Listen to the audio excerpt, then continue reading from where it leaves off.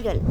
பாலஸ்தீனத்தின் காசா பகுதியில் ஏற்பட்ட தாக்குதலுக்கு பின்னர் சுத்தமான நீர் விநியோக முறையை சரிசெய்ய அல்லது மீண்டும் கட்டமைக்க மலேசியா தயாராக இருப்பதாக துணை பிரதமரும் எரிசக்தி மாற்றம் மற்றும் நீர்மாற்ற அமைச்சருமான டத்தோஸ்ரீ ஃபடிலா யூசுப் தெரிவித்தார். இன்று முடிவடைந்த 10வது உலக நீர் மாநாட்டின் உயர்மட்ட தலைமை கூட்டத்தில் நடைபெற்ற இருதரப்பு கூட்டத்தில் பாலஸ்தீன நீர்வள அமைச்சர் மஜே குனைமின் வேண்டுகோளுக்கு இணங்க இந்த முடிவு எடுக்கப்பட்டது என்று அவர் கூறினார். காசாவின் ராஃபா எல்லையில் சிக்கி தவிக்கும் மலேசிய மருத்துவ குழுவை வெளியேற்ற மலேசிய அரசாங்கம் அனைத்துலக நட்பு நாடுகளுடன் இணைந்து செயல்பட்டு வருவதாக வெளியுறவுத்துறை அமைச்சர் டத்துஸ்ரீ முகமது அசான் தெரிவித்தார். கடந்த மே 1ஆம் தேதி முதல் ராஃபாவில் சிக்கி தவிக்கும் 6 பணியாளர்களை கொண்ட மலேசிய மருத்துவ குழுவின் பாதுகாப்பு குறித்து அறிந்திருப்பதோடு ஆழ்ந்த கவலையும் அடைந்துள்ளதாக விஸ்மா புத்ரா குறிப்பிட்டுள்ளது.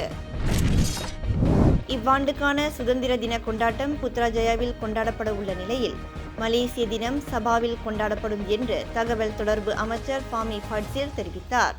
சபாவில் எங்கு மலேசிய தின கொண்டாடப்படும் என்பது குறித்து பின்னர் அறிவிக்கப்படும் என்று ஒற்றுமை அரசாங்கத்தின் பேச்சாளருமான ஃபாமி கூறினார். இந்நாட்டின் வரலாற்றை மாற்றி அமைக்க முடியும் என்றால் தங்கு ரசாலி அம்சா ஒருமுறை பிரதமராக இருந்திருக்க வேண்டும் என்று முன்னாள் துணை பிரதமர் துன் மூசா ஹிதாம் கூறினார். 2 முறை பிரதமராக பொறுப்பேற்றுள்ள துன் மகாதிர் தங்கு ரசாலியை பிரதமராக்குவதற்கு பெரும் முட்டுக்கட்டையாக இருந்துள்ளார். முன்னாள் நிதியமைச்சர் தங்கு ரசாலி ஒரு காலத்தில் சிறந்த இளம் தலைவராக உருவெடுத்து வந்தார் என்று அவர் குறிப்பிட்டார். தமிழ்நாட்டின் மீதும் தமிழ்நாட்டு மக்களின் மீதும் பிரதமர் மோடிக்கு இருக்கும் காழ்ப்பின் வெளிப்பாடுதான் அவரது இரட்டை வேடம். வாக்குக்காக எனது மக்களை அவதூறு செய்வதை பிரதமர் மோடி நிறுத்திக் கொள்ள வேண்டும்.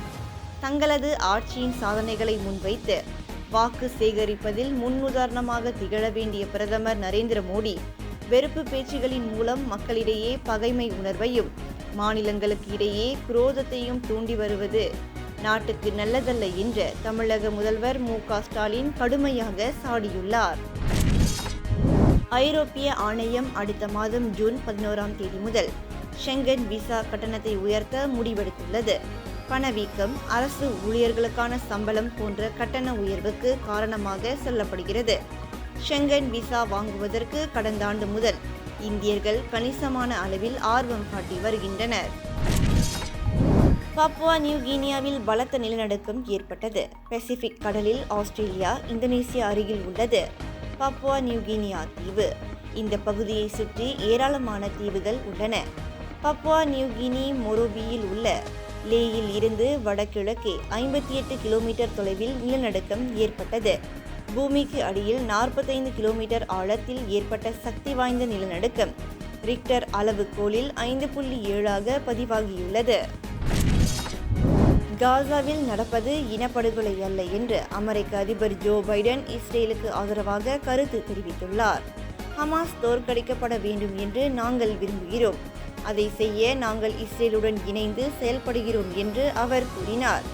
பைடனின் பேச்சுக்கு அமெரிக்க மக்கள் கடும் கண்டனம் தெரிவித்துள்ளனர்.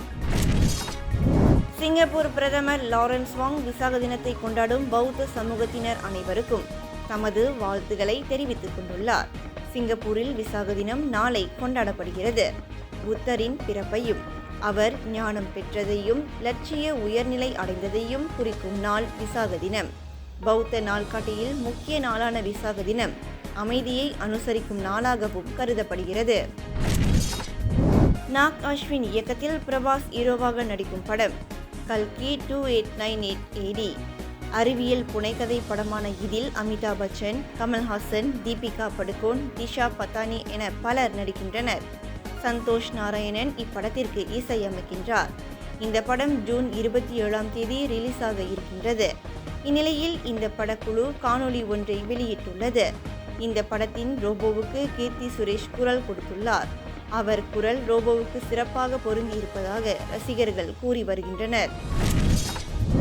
ஐபிஎல் போட்டியின் குவாலிஃபயர் 1 ஆட்டத்தில் Calcutta night Riders, Sunrisers Hyderabad அணிகள் அகமதாபாத் நகரில் இன்று இரவு மோதுகின்றன. இதில் வெல்லும் அணி நேரடியாக இறுதி ஆட்டத்திற்குள் நுழையும். மார்ச் மாதம் தொடங்கி நடைபெற்று வரும் 17வது ஐபிஎல் போட்டி தற்போது இறுதி கட்டத்தை எட்டியிருக்கின்றது. லீக் சுற்று முடிவில் கல்கத்தா, ஹைதராபாத், ராஜஸ்தான், பெங்களூரு அணிகள் பிளே ஆஃப் சுற்றுக்கு தகுதி பெற இதர அணிகள் போட்டியிலிருந்து வெளியேறிவிட்டன. மேலும் பல அண்மைய செய்திகளுக்கு நம்பிக்கையுடன் தொடர்ந்து இணைந்திருங்கள். நன்றி, வணக்கம்.